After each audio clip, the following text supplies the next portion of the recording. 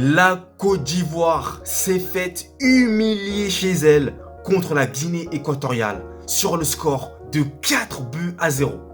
C'est dramatique et c'est à la fois historique. Les amis, bonjour à tous et à toutes. J'espère que vous allez tous et toutes bien depuis la dernière fois. Moi, ça va super. Aujourd'hui, débrief de l'humiliante défaite des Ivoiriens contre les Équato-Guinéens. Donc comme vous le savez, on ne perd pas de temps et on attaque. Première chose les amis, je tiens à féliciter la Guinée équatoriale pour son efficacité redoutable et son réalisme implacable qui a mis à terre les éléphants. Ils ont, il me semble, tiré 7 fois au but, 4 buts marqués. Incroyable réalisme des Équato-Guinéens. Donc franchement, je tire mon chapeau et c'est à féliciter. En revanche les amis, pour la Côte d'Ivoire malheureusement, ça a été tout le contraire. Malgré qu'ils aient marqué par 2 fois, grâce notamment à Sangaré qui marque en première mi-temps, mais le but est refusé. Puis en seconde mi-temps, je ne sais plus c'est qui marque, mais le but est encore également refusé pour une position de hors-jeu. 2 buts refusés pour une position de hors-jeu les amis. Mentalement, ça met un coup.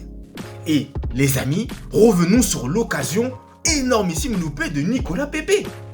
Je suis désolé, mais pour moi, à cet instant, Nicolas Pepe, soit il fait preuve de jugeote et de lucidité et il tombe dans la surface parce que clairement les joueurs équato-guinéens lui a dégommé le pied, ou alors il fait une petite pichenette.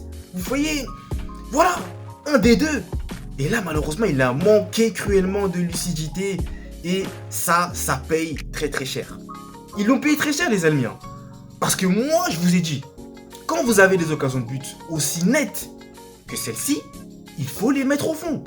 Surtout que la Côte d'Ivoire était attendue et que ce match-là devait être gagné. Et malheureusement, c'était tout le contraire et ça a été une humiliation monumentale. Donc les amis, les Équato-Guinéens, eux, ont fait la bonne opération en s'imposant 4-0 avec notamment un doublé de Emilio Nsoué, qui est d'ailleurs le meilleur buteur de la CAN pour le moment. Lui, c'est un régal. Ce joueur-là, faut en parler aussi, les amis. Incroyable. Le capitaine, 34 ans, les gars. Il porte la Guinée équatoriale sur ses épaules. Franchement, chapeau. Et donc, les amis, les Équato-Guinéens n'ont pas été bons dans le jeu. Quand je dis qu'ils n'ont pas été bons, c'est qu'ils n'ont pas eu la possession. Mais ils ont su faire preuve d'une efficacité redoutable. Comme je le disais, c'est des petites vidéos. Et ça a payé.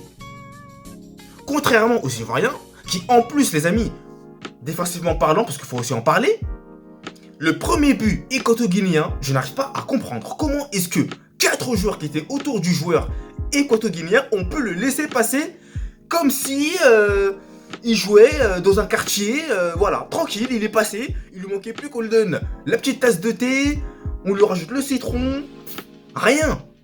Aucun joueur n'est venu sur lui. Et au final, il a pu centrer magnifiquement pour que Emilio Nsoué parvienne à marquer.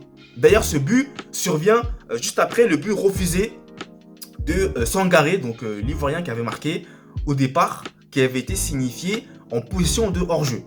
Donc c'est terrible pour la Côte d'Ivoire, les amis. Terrible. 2 buts refusés. Un en première mi-temps, un en seconde mi-temps. Et derrière, vous avez Akit, je sais plus comment il s'appelle, qui met un coup franc de dingue. Un coup franc, mais il explose la lucarne. Il explose la lucarne. Incroyable. Et derrière, la Côte d'Ivoire qui est déjà sonnée mentalement, relance à l'engagement, il redonne le ballon à la Guinée équatoriale qui se projette et qui marque le but du troisième but, du 3-0 plutôt, excusez-moi, grâce encore une fois à Emilio Nsoué. Et le 4e but va venir à la fin du match sur une attaque encore rudement menée qui va définitivement clore les débats, quoi. Et sceller le sort qui n'est pas complètement scellé d'ailleurs des Ivoiriens. Oui les amis, puisque même s'ils se sont fait humilier 4-0, reste néanmoins qu'il y a cette fameuse règle des meilleurs troisièmes. Dans cette CAN-là, les 4 meilleurs troisièmes seront retenus. Donc la Côte d'Ivoire n'a qu'à espérer un miracle pour faire partie des 4 meilleurs troisièmes et ainsi se qualifier pour les huitièmes de finale. Donc les amis, tout n'est pas fini, tout n'est pas encore joué pour les éléphants. Mais honnêtement, le coup qu'ils ont pris sur la tête est monumental. Et l'entraîneur aussi, Monsieur Gasset, qui émotionnellement était vraiment instable. Hein. À chaque but, surtout le premier but, enfin c'est le premier but, il n'y a pas de quoi paniquer. Et pourtant on l'a senti vraiment apeuré, vraiment choqué, alors que ce n'est que le premier but. Donc là aussi les amis, est-ce que Gasset n'a pas été trop... Est-ce que le défi plutôt n'a pas été trop élevé pour lui? C'est un grand point d'interrogation et je m'interroge là-dessus également les amis. Donc honnêtement, ça a été compliqué hein. Pour d'autres joueurs aussi, hein, notamment Kessié qui n'a pas pesé dans la rencontre. Seko Fofana, compliqué aussi, très compliqué. Et Nicolas Pepe qui manque vraiment cette occasion les amis. Franchement il va s'en mordre les doigts. Hein. Mais c'est le football les amis, c'est cruel, hein. C'est très très cruel hein, parce que la Côte d'Ivoire a eu la possession du ballon. Mais la possession du ballon ne fait pas tout dans un match. Et encore une fois les amis, ça a été prouvé hier soir. Voilà, donc franchement, c'est très cruel. Mais la Côte d'Ivoire est au bord de l'élimination. On va savoir dans les prochains jours si la Côte d'Ivoire va passer ou pas. Mais en cas d'élimination dès les phases de poule, aïe aïe aïe aïe aïe, ça ferait vraiment du mal. Très très très mal. Donc pour terminer les amis, les Équato-Guinéens, pour eux, en revanche, tout est parfait. Qualifiés pour les huitièmes de finale avec 7 points il me semble. Ouais c'est ça, 7 points. Donc les Guinéens équatoriales, franchement, tiens, on va dire leur rôle hein, d'assassin, vraiment. Hein, parce que c'est eux qui avaient éliminé notamment l'Algérie lors de la dernière CAN, il me semble. Et là, ils sont en train d'abattre la Côte d'Ivoire. Franchement, les Équato-Guinéens, c'est des assassins. Hein. Aucune pitié. Donc, ils tiennent bien leur surnom, les amis. Entre guillemets, bien entendu. Donc, voilà pour ce débrief que je voulais partager et faire avec vous, comme d'habitude. Donc, si vous avez apprécié, le petit j'aime, ça me ferait extrêmement plaisir. Le j'aime pas, si vous n'avez pas aimé, n'hésitez pas également à me dire en commentaire ce que vous avez pensé de ce match-là et de cette humiliation historique subie par la Côte d'Ivoire.